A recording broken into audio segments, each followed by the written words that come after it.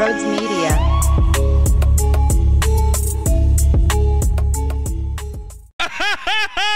Matvei Michkov, your starting wing, number 39, Matvei Michkov.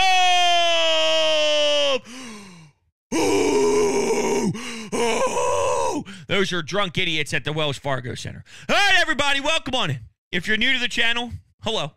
Hit the subscribe button, hit the thumbs up button as well. I greatly appreciate all your support. You could take Sports Talk with Broads on the road with you. All you have to do is search Sports Talk with Broads on Apple Podcasts, on Spotify, and if you leave me a 5-star rating and a review, it will mean the world. Do it for Matvei Michkov, not me.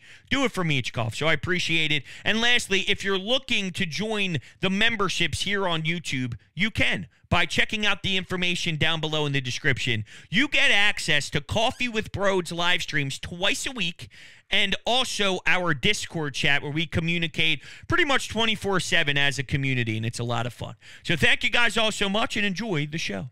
What is going on, everyone? Okay, let's check in on the hockey world, huh? I just witnessed the Stanley Cup last night get raised by Matthew Tkachuk, by Barkov, by Sergei Bobrovsky, Paul Maurice. What an epic moment for him. So we'll react to Game 7 and that wild 7-game series. Matvei Michkov is on his way home. That's right, his home is now either South Jersey, maybe he can get a nice place in Haddonfield, New Jersey, or he goes with the big-time Center City life, whatever it is. I don't know. But Matvei Michkov is coming to town, and it should get people jumping, all right? I was on the radio the day the news broke, and I had people calling in saying I haven't been this excited since Eric Lindros. Okay, now, if you're unfamiliar with the type of juice that Eric Lindros brought to the table, this is absurd. There's a lot of casuals out there that ask me to make a comparison in a different sport. And I think the best way I can summarize this, I'm trying to keep it very close to the now. The Sixers are down in the dumps. The vibe, that is. But the best way to explain this is Joel Embiid's dominance with Tyrese Maxey's excitement and the young kid that you think could blossom into a star, and you see his work ethic and you're excited to watch his growth year in and year out, the way that he's improving nonstop and making these insane jumps year after year with the whoa skill of Joel Embiid. So combine that. That's what Matvei Michkov can be. And I got to give a lot of credit to Danny Briere and Keith Jones. Now, it's not surprising if you were paying attention over the last few months. They have done a sensational job snagging a lot of Russians from overseas and getting them here. They did a great job prior to the draft to find a way to shut down the Voorhees skate zone and sneak him in. Nobody knew that this was going on, so they are super, super detailed. So it's not surprising if you've been paying attention to sort of the understanding that something was brewing behind the scenes. It's nice to see this next step, though, and this was the natural progression of that, getting some real sources confirming this, some big-time names, Pierre LeBrun, Frank Saravalli, Anthony DeMarco popped in there. He was the first on the local sense, the Hockey Hub, or, the one Twitter account that everybody is afraid to fully commit to believing until there's more substance around the hockey world. He or she was the first one involved on it from that sense.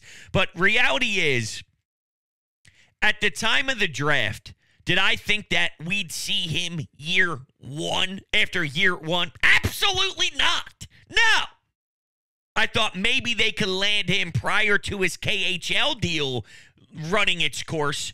But now, 1 year in, the reason I give Danny and Jonesy a lot of credit is they were getting some backlash at the time of the draft only because who wants to deal with Russia? You could pretend you have all the information in the world. Who wants to deal with Russia? At their current state, you have no clue how this is going to go down. It's more than hockey. It's more than IQ. It's more than skill. It's more than stick handling, back checking, defensive zone structure, the ability to snipe. Like, that's irrelevant when you're dealing with Russia. But just like they're able to slither around and maneuver around super sly, with Danny putting in all the work behind closed doors prior to even landing the Flyers general manager job. This guy was getting praised out the ass for him going to these cold, small barns in Ontario, in Calgary, in British Columbia, doing homework and putting in the time and effort to learn how to be insanely successful in a general manager position. He didn't half-ass it. He wasn't handed the job just because of his resume and his playing career. This guy earned it. And the reason I bring that up is it was his first crack at the NHL draft. And he's trying to put together this rebuild with superstar talent to really provide a big buzz with this Flyers core and the city. They weren't just going to take a random Flyer and hope that maybe one day he will come here from the KHL. This thing was methodical. This was extremely mapped out, extremely planned. And they did a great job executing it. Great's not even the right word. I mean, seriously. God bless them. They had to deal with a lot so far since getting this opportunity. Carter Hart, which is out of their control. Cutter Gauthier, which is out of their control. And it sucks because I think Cutter Gautier's a stud. And it would have been so sick to tie him and Matvei Michkov together and make a huge push at this thing. Oh my God, it would have been insane. And Drysdale is a fine piece, and I think you maximized what you could have at the time in regards to a return. There's only so much you can do when someone's screaming to get out that way and disrespecting you and spitting in your face, not even talking to legends when they fly out to Sweden in the World Junior Championships and essentially flipping the Flyers to double bird, saying, go fuck off. I mean, think about what type of piece of trash you are to disrespect the guys who came before you in this league when you've accomplished zip. It's insane. What a dope. But reality is, Keith Jones and Danny, they've done some really electric stuff. Some things I don't necessarily love, going back to the deadline. Holding on to Scott Lawton as long as they have doesn't rub me the right way. Signing Nick Seeler, a back end of your D-core type of guy, when I was informed that you wouldn't be, what's the word? Influenced, maybe? You wouldn't be influenced by where you were at the standings at the trade deadline. Well, you were influenced. You were influenced. Just trading who was the defenseman? Sean Walker to the Colorado Avalanche for a first-round pick. You had more to gain there, and you didn't. So that's the little knock that I give the front office so far. But if I'm giving you that one knock and I compare it to all of the savvy stuff that I've seen, draft picks, getting things back in return, he showed some Howie Roseman level of forward thinking in previous moves. I think that means a lot. The Ivan Provorov stuff. But going back to how detailed they are, and we got more on the Travis Konechny stuff, the Couturier front, the potential trade with Ottawa, the 2024 draft. All right, it's here. The cup was handed out yesterday, and Friday we got a quick turnaround, and we're going to be talking about who they can select at 12, if they even stay at 12, or if they move up, or if they somehow gain an extra pick and still have 12. It's going to get sexy. It's going to get saucy. There's going to be a lot to talk about. So, there's a lot on my mind right now. The Flyers knew this was happening. They knew the news would be leaked very soon. That's why when Keith Jones spoke not too long ago, he talked about the expectations of this group. And they're trying to downplay expectations. Downplay. And I know why they're doing it. Last year, they technically overachieved, and then the failure happened at the back end, and now you're getting this new shiny toy that's going to take some time to get to where we want him to get to, okay? It doesn't happen with the snap of your fingers. It's going to take time. He's coming to a different country. It's a different league. It's still a grown man's league out in Russia playing in the KHL, and for him to be, in his teens, learning what that's like and playing against the big body guys, it goes a long way, but there's different sheet of ice sizes in the KHL compared to this, and there's just a lot of, there's less time and space. It's different. It's different. And the league knows, by the way, what Matvei Michkov means. So when you're out there, Connor Bedard treatment is different than Scott Lawton treatment, which is different than Travis Konechny treatment. You see what I'm saying here? So the level of focus on this kid, especially when there's not a Stamkos, a Victor Hedman. If you're thinking of Tampa, for example, and I bring them up for a reason, I'll get to that in a second. There's so many other variables that you got to really put your shine on. Got to put the shine on many people with the Flyers. With all due respect, I love Tyson Forster. I love Cam York. I love the way that they've been developing their game. But Matvei being here, it's, dude, you're going to have to earn this motherfucker, okay? That's what it's going to be like. They were limiting the hype and limiting the expectations moving forward because they were aware, it goes back to how detailed they are in every aspect of the job, so the fans don't get too overboard. Now, here's what I'll say to that. I can't stand, as a Flyers fan, imagining anything less than last season. I don't care if they overachieved. I don't care this. I don't care that. No. Reality is, by the end of it, there was a lot of good things there. And I can't expect you to reverse, especially getting a young kid and a young prospect like Michkov, who should help this team. Even through the struggles, he should help this team. Now, the goalie stuff we got to figure out. There's one thing I learned in the NHL playoffs. You aren't even close to a Shesterkin. You're not even close to a Bob. And Bob got boned. That dude deserved to win the Conn Smythe. That's a disgrace to give it to Connor McDavid. What the fuck is Connor McDavid going to do with that Conn Smythe trophy? Shove it in the damn trash? Please. The disrespect to what Bob did throughout the entire playoffs. And stop with it's the whole playoffs and stop. You win the cup, it matters. You hoist the trophy, it matters. It matters. So winning it compared to losing it matters.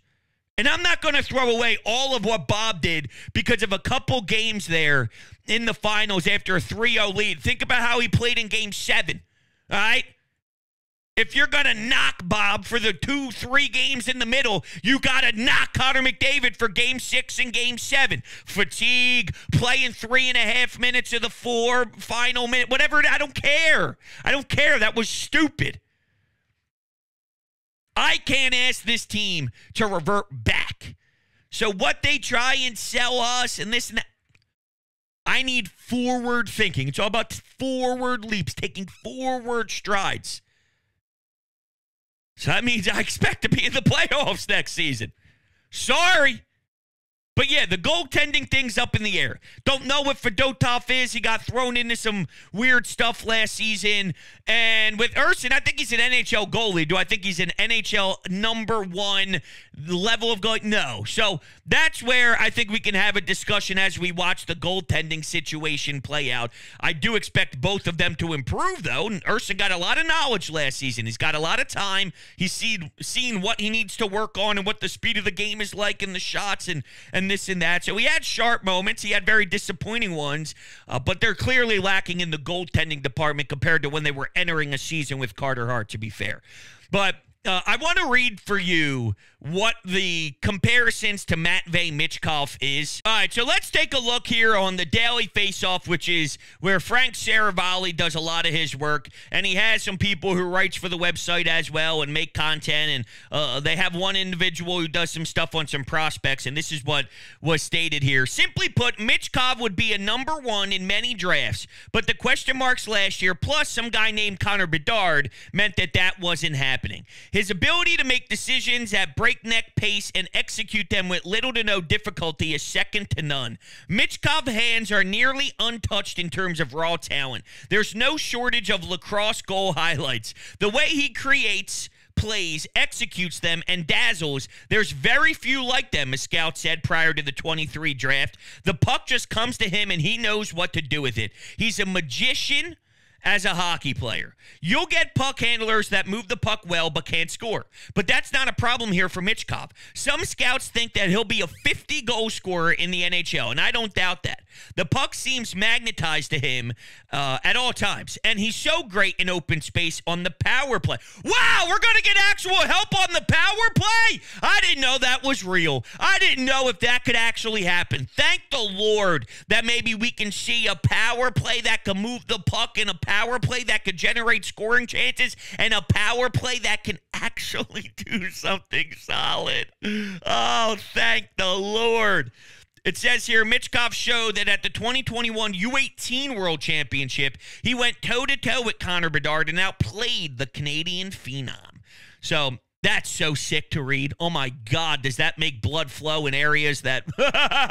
Now, is there any concern about the head coach and the way that he handles younger kids and this and that? No. Now, if you listen to Torts, he's been very open and honest about Michkov for a long-ass time. First off, he wants to build this thing the right way, okay? Even when he's done with the head coach position, maybe he's even a front office member here in Philadelphia. So he's committed to actually getting this thing back on track. And not only that, he's been talking so highly about what this kid is capable of doing. I don't think he's just going to let him come to town and then just strip him down insanely. Number two, you don't think that there's some hard-ass coaching in Russia? You don't think that he probably had to deal with some stuff in Russia as bad as Torts could be? And quite frankly, there's some reasonable pieces to look at in their NHL career and wonder, was it really Torts or was it the douche on the ice? Pierre-Luc Dubois on that contract with LA got moved rather quickly for a reason. He's been bounced around like a problem. Patrick Laine, I want nothing to do with him, and he was always on the ridicule list. Now, I didn't like how Torts handled Sean Couturier. He's not perfect, and he has plenty of examples of things that I don't like out of Torts, but at the same time, he also has clearly opened up with allowing Travis Konechny to play his game and allowing some issues to happen, because if you let TK be TK, you're going to see a lot more extreme positives. You saw that happen when he took calculated risks, and there's no doubt he's going to give this open freedom for Matvei Michkov to show off his skill. Okay, yeah, maybe he didn't like it as an analyst where someone tried to do a Michigan this and that. I don't know if that's going to be that much of a problem. Maybe it is, and I'm naive as hell, but the way that he talks so wide-eyed and so Google, oh my God, Michkov, when he's here, star. He sells the product that this kid is no joke. I feel there's a reason why he respects that part of him. He's not just going to have him come in here and say, screw you, I'm going to put you down. And I do think, believe it or not, there is actual growth in John Tortorella, the coach, on what the new wave, the new era of these athletes are. And he's not going to break fully his thought process and his demeanor as a coach. I think he made that pretty clear and adamant, but I do think that there's more wiggle room, and someone like Michkov and his buy-in to the Flyers organization, there's a tie here. When he's ripping apart maybe some Anaheim Ducks prospects and young kids as an analyst with no real emotional connection to it, that's not the same as being in the thick of it on the bench, on the side of reshaping the culture here and reshaping the Phillies franchise. So that's kind of what I would say to that. What's a fair expectation for Matvei Michkov? So on some of the sports betting books, he is sitting at around 46.5 points or so. It's a little low for my liking, to be honest with you, but you got to be understanding of the situation, I guess. I looked it up, and Nikita Kucherov, his first year, had about 18 points. After that, it was about 60 points. Last season, he had 144, okay? So you got to understand the time of this. Like, it's a growing process. Like, I think Tyrese Maxey's going to be a star in the NBA. But I also look at a team that's trying to win a championship right now, and my first thought is Tyrese Maxey's not ready yet. That doesn't diminish my joy and my excitement. Now, the current state of the franchise is what's bothersome, more so than just strictly looking at it with a Maxey front. So, Michkov is almost the Joel Embiid part of it when you got him and the start of the process kind of vibe compared to being in the middle of the process and then finding a Tyrese Maxey. So the timelines don't necessarily add up, but the enjoyment of watching the one player, knowing that there's bumps and bruises along the way that will ultimately end up being a star at the end of this, you got to realize that the journey's in front of us here, and you don't snap your fingers and get to greatness in 1 second, but the greatness is in him, and I expect it to get out of him, get it out of him, and make this thing work. All right, we'll filter in some anytime hotline calls as we continue to react to some of the Flyers stuff. Man, I didn't realize how much I had to say here, but I want to get your thoughts in there as well. So let's go to Sam. Woo! Matvei, the Messiah Michkov is ours, baby. Habstains are fucking sick, and we up. Hell yeah! This kid will deliver us a cup, maybe two, maybe three. He will quickly become one of the great Flyers and one of the great athletes in Philly. I want him on a line with Forster. It is one fucking hell of a day to be a Flyers fan. The chosen one, Matvei, the Messiah Michkov, is ours. I love it, man. I really do. I love that energy. I love that feeling. And I love the fact that we can have that for the Flyers. You know me. I hate that the Flyers cult is so stuck into this is our sport. You're not allowed in. No. Open the doors and let casual people in. You got to realize we are a little niche. All right, we are a little community. But I'm not going to barricade the doors and not let anybody enjoy this greatness. That's why I love this Stanley Cup final. Now, when it was 3-0, you're like, oh, what a dud. And I had such a high sort of thought on what this could be and the two matchups, and it would be sick. But at the end of the day, it ended up being sick. I didn't think we'd get there, but we did. The amount of people on TikTok, Stephen A. Smith is in the booth, Charles Barkley, people are at the game, big-time names. This is epic. You had Connor McDavid, the greatest in the sport, fighting back from a 3-0 deficit to try and get the cup back in the hands of a Canadian squad,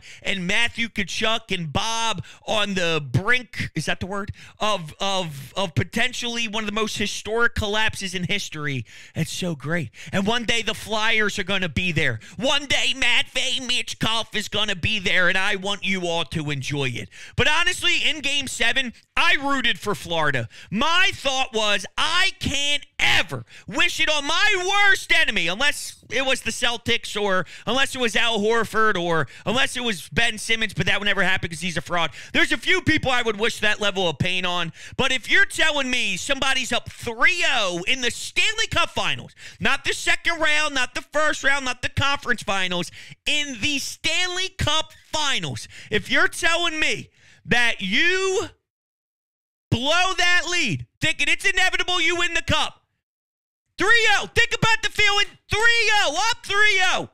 It's inevitable. You're winning the cup. And you don't.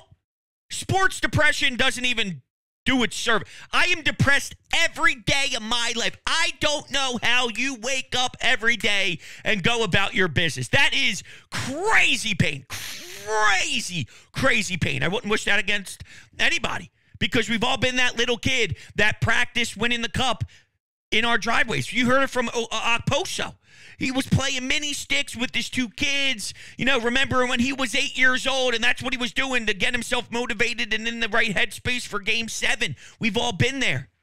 That's harder than the fighting back down 3-0, losing Game 7. It's heartbreaking, don't get me wrong. Not seeing Connor McDavid win, I want to see him eventually hoist the cup, because he needs to hoist the cup to really solidify the greatness that is. If he has this legendary career of 100-plus points in a billion season and all, but there's no hardware with it, it doesn't have the same impact. That's just reality of it. That doesn't downplay his greatness, but you need that. You need the accolades. You do. And I think maybe he'll get there again, maybe. I don't know if Draisaitl was right by the end of it. You kept hearing Ray Ferraro discuss how he didn't have that much pop in his step and he wasn't moving the same way. We'll get a bunch of information here on sort of the status of these players, but man, I needed Florida to win for their own sanity, and it was a lot of fun. I actually thought in Game 4, when Edmonton won 8-1 or whatever it was, I actually thought that was bad for Edmonton. It was such a bad beatdown. Like, if you were to win 4-3 in the third period or something, it's like, all right, you shake it off if you're Florida and you try and get after a Game 5. But it was such a disgusting level of embarrassment that you think it was a wake-up call. Like, yo, dude, we just got our asses kicked, and then you have a different sense of urgency in Game 5. But no, that ass kick and set a tone, and credit to Edmonton that they made it something really fun and unique. But I don't get this take that Florida doesn't deserve like these athletes are Canadian. Like there's Canadian hockey, the play where you play. I don't know, and Florida's been 30 years or so without it's not Vegas who gets thrown into the league and then here's the Stanley Cup. It's not that level of disgust. I mean, 30-something years, yeah, I mean, well, it is what it is. It's a shame Claude Giroux couldn't hoist the cup with him. But yeah, I don't understand that take that Florida doesn't deserve. It's just where they play. Matthew Tkachuk deserves it. So does Matthew Tkachuk deserve it any less in Florida than he would in Calgary? How about that? Sam Bennett and Matthew Tkachuk, here they are hoisting the cup. And speak of taxes, I mean, it makes sense. Dallas has a good team. Florida has a good team. You want to go make what Mitch Marner's making in Toronto, or do you want to go make what Mitch Marner's making in Florida? I'll tell you for free what your answer is, okay? I'll tell you for free. All right, let's go back to the phones. I'm putting all my thoughts and prayers in on Michkov. I just am for my Flyers fandom sanity. I want to see the playoffs, especially considering I'm about to watch this fire Game 7 tomorrow with Connor McDavid and Matthew Tkachuk going at it. I need playoff hockey in my life. Michkov must be our savior. He is our savior. I'm telling you, he is our savior. Let's buy in. And I need it too, man. I need Travis Konecny to come down the wall, half wall in the offensive zone, rip one twine, and light the lamp and celebrate while the whole Wells Fargo Center erupts. I need it. I'm right there with you, dude. Now, speaking of Travis Konecny, I keep getting asked about what they're going to do with him. I think they're going to sign him. I really do. I think they're going to sign him to an extension. Will he get the money that him and his agent threw out there at $10 million? Probably not. You got to find a comfort zone. But here's your three options if you're the Flyers front office. You trade him, and I don't think you're going to get fair value in return. So if you're not going to get something that satisfies me from a trade level, I'm not just giving him away. So I don't think you're going to get necessarily... Think about what they're asking for Scott Lawton, and they're thinking way too much for him. But if they can't get a deal for Scott Lawton, you really think they're going to get fair value in their minds for Travis Konecny? Because the answer to that is no. All right, so I don't think they get fair trade value for him. So I'm not just giving him away. So that's option one. Option two is sign him and you overpay him a little. Or option three is you sign him and you overpay him a lot. What I think suits this organization best with those three options is sign and mini overpay. Yes, the cap's going up. Yes, guys are continuing to make a lot of money. I don't want to give him huge cash by any means, but The narrative that his age, he doesn't fit a time. He better fit a. If you sign him to 7 years, 8 years, which I don't want to do. I don't want to do it. It's not preferred. But he's 27. So that means 27, 28, 29, 30, 31, 32. I mean, 5 years in, he's 32. If you're telling me we're 5 years away and he can't be beneficial to this club at 29, 30, 31, that's 2-3 years away. And he'd still have 5 years left on it. You don't see 30-year-olds in the NHL being successful. You don't see 30, 29, 30, 31-year-olds lighting the lamp at will in the NHL. I mean, you better. You better. Let's look at Barkov. He's 28 years old. 28. TK. So is Barkov going to fall off at 29? Is he going to fall off at 30? I don't think so. I don't think so. You need those players. You do. You do. I think TK still brings enough value for this club than people realize. I do. You need goal scoring. 30 goals is nothing to laugh at here. And he also brings that edge, that personality trait. So I would, if those are my three options, trade, mini overpay, big overpay, I'll take mini overpay. There's enough value that he brings that it makes it worth it. Let's get to this. The Sean Couturier thing. There was a podcast the other day. He was on Nasty Knuckles. And he said part of the reason why he started to fall off was because he was injured and had a sports hernia. I love Coots. I thought he played amazing hockey in the beginning of the season, and nobody knew what to expect because of how many injuries he's been battling through. But that's not good for me to hear. Like, you could say, well, at least there's a correlation. He fell off because he had a sports hernia. Okay, sure, there is a cause and an effect, but I'm more worried now that here's Sean Couturier after dealing with the back and that injury. Here's another one again. That concerns me. I'd be lying if I said it didn't. All right, let's take Sean's call, and then I'll give you some draft thoughts, and then we'll wrap things up. Matvei Michkov is finally coming. And, you know, we never thought this day would get here seemingly, but it's here. Like most, I haven't been this excited about a Flyer player coming since Lindros. I mean, he is what Lindros was, a guy that's supposed to come here and change the fate of this franchise. I believe Michkov is going to be an elite talent the minute he hits the ice. What I'm real interested in now, Hunter, is what the Flyers are going to do to surround this kid with elite talent. I agree with you. I think Danny is on the prowl. We're already hearing rumors that maybe there's a trade working with Ottawa. Now, Ottawa made a trade with Boston right before Game 7 started. I don't know exactly what's going to go down. There's a lot of smoke screens. I was talking to someone who's pretty close to the Flyers organization who mentioned the name Shabbat about a year ago and said just monitor Shabbat. So I don't know if they try and bring a defenseman back. Keith Jones has been very adamant about a defenseman and just what that means to a D-core and how that shows stability in an entire roster. So something to monitor. But no, I'm with you, man. They're going. Look, Tyson Forster, Cam York. These are exciting names. Owen Tippett. That's part of this thing. That's part of this thing. Oliver Bonk has taken strides in London. And speaking of London, there's a defenseman that I wouldn't mind at 12. Now, these names aren't the only names that I'd be thrilled with. Of course, guys can drop in the draft, and then you have to pounce and things of that nature. But Sam Dickinson is a defenseman on London right now. Apparently, when you read up on this dude, his ability with his gap control is no joke. He can provide offensive play as well with his shot, but what he's able to do to neutralize a rush and his gap control and good stick on puck, just a good sound defenseman.